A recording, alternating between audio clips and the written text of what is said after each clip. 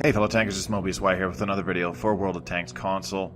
Today's just going to be a really short one, mostly notifying you about the patch kits testing weekend has actually been cancelled, largely in reply to some of the issues that were brought up about marks of excellence and mastery badges for when you're playing your tanks, but also a lot of other negative feedback that has been brought to the attention of Pain God and the Wargaming staff.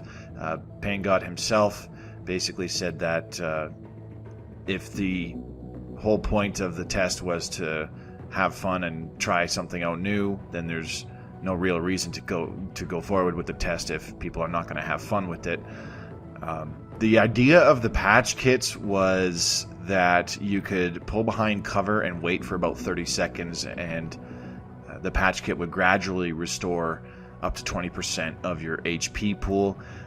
And I do credit Wargaming for trying new things and trying to spice things up with the game and to try and help make it more appealing to more people.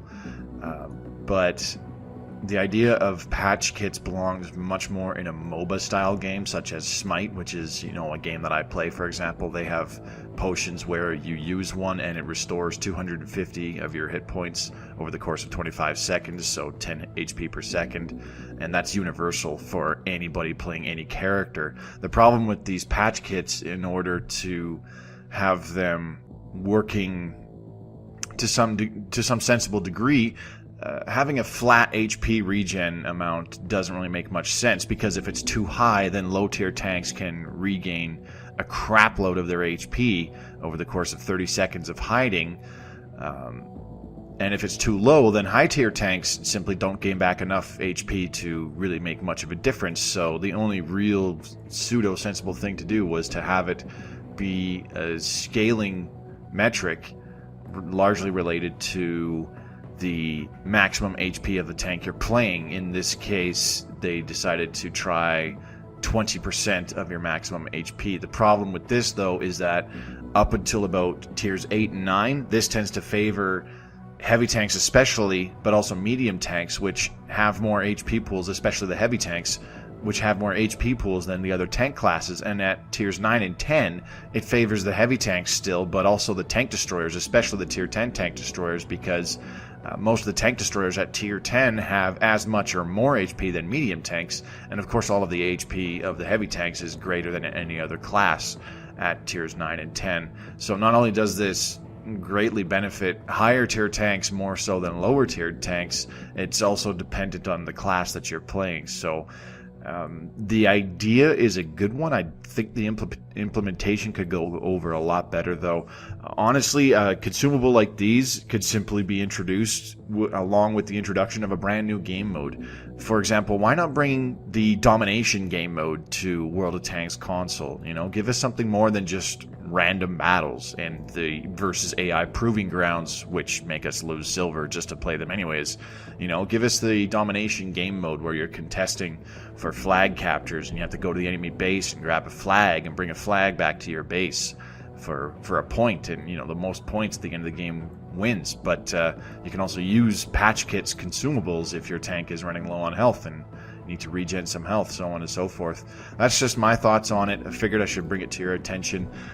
There's a lot of stuff coming in the month of June that was good, and the biggest negative thing that was mentioned was the weekend of these patch kits, and there was a whole movement going on about boycotting playing the game for that weekend, and a lot of people got on board, including well, kind of sort of myself. I mean, it doesn't really matter because I'm hardly playing that much these days anyways, but also the clan that I'm in, Immortals, and a whole bunch of other top clans, a whole bunch of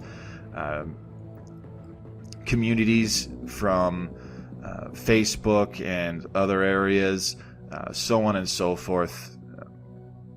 I mean, it's just the list is quite large as to how many people agreed not to partake in that weekend simply because they don't like the idea of it. A lot of the fear was that these patch kits would eventually become a general consumable that would be available in standard battles, and that would have not only an impact on the general gameplay, but it also have very negative impact on things like mastery badges and marks of excellence, which was also brought up, and is a pretty good reason to cancel them.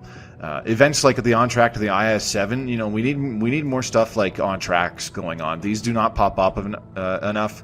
Earning the premium tanks, I mean, that's all well and good, but it has become the norm for the last year, ever since the first one where we could earn the Motherland. Now, that was going to be a special thing, where earning the Motherland, which was a T-54 first prototype reskin, basically, was a big thing, a special event and whatnot. And then it became, oh, we can also earn the CDC, and then, oh, we can also earn the Tiger Hammer, and then the Centennial, the Boilermaker, etc., etc. And then it just became a month-by-month thing where we could do it all the time. There has been basically evidence popped up on the forums in the last little bit that this isn't really working for maintaining player retention with the premium tank giveaways. Premium tanks aren't really that special anymore. The idea behind premium tanks was that they're special, they're unique, and in the case of a lot of them, they are quote-unquote rare because they're not available to purchase straight from the tech tree, for example. You know, they're just kind of there. But with rare tanks constantly being resold every, you know, month or two or whatever, every few months and whatnot, and then rare premium tanks, quote-unquote rare premium tanks, being given away for free in these earn ops all the time, premium tanks have really lost their luster over the last year in particular. So, you know, the free tank giveaways are not really that special, and unfortunately players who are newer to the game, who didn't start in, you know, 2014 or 2015 or you know, with January, February 2016, it's now expected, and people demand all the time that it's like, oh, you should do a free tank giveaway for this tank. Oh, I want this tank, you should do a free tank giveaway for that. And it's unfortunate because this was not normal up until the third year of World of Tanks. We need more things like the On Track going on. We need more things like the On Track going on, and additional things to create player retention. You know, give daily login bonuses, for example. There's 2 other games that I've recently downloaded that are also free to play. One of them I've been playing for about 8 months, 9 months. Smite, you get little bonuses every time you log in. You get the equivalent of silver for the first 5 days of the week, and then at the end of the week you get some gold, basically, just for logging in to Smite. For Crossout, it's the same thing. This new game Crossout, you get some scrap metal, which is kind of like a currency, and then eventually you start getting items the more consecutive logins you have, just for logging in. You don't even have to play, but the odds of somebody actually playing a game after logging in the odds of somebody playing the game are much higher if they're actually logging in every day for a reason, rather than just, you know, maybe dropping in now and then to grind out some silver or something like that, or go after earning a premium tank and whatnot. So there's a lot of other stuff that can go on. But anyways, this already went on longer than I wanted it to. I just wanted to bring it to your attention that the patch kits actually has been canceled. It was Pain God's decision ultimately. He said so himself that it's not going to be happening anymore.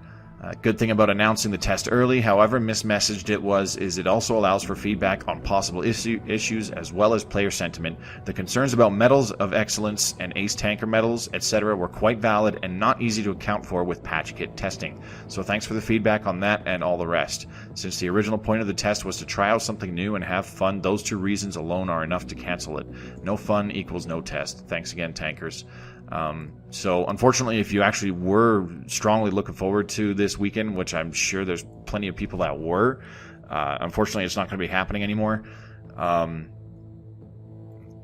Which can be, I mean, it can be a good or a bad thing. We'll see how it is. There was a lot of people that were simply just going to not play that weekend because they didn't want to participate in it. So it could be a good thing, could be a bad thing. Who knows? We'll see in the future, I guess.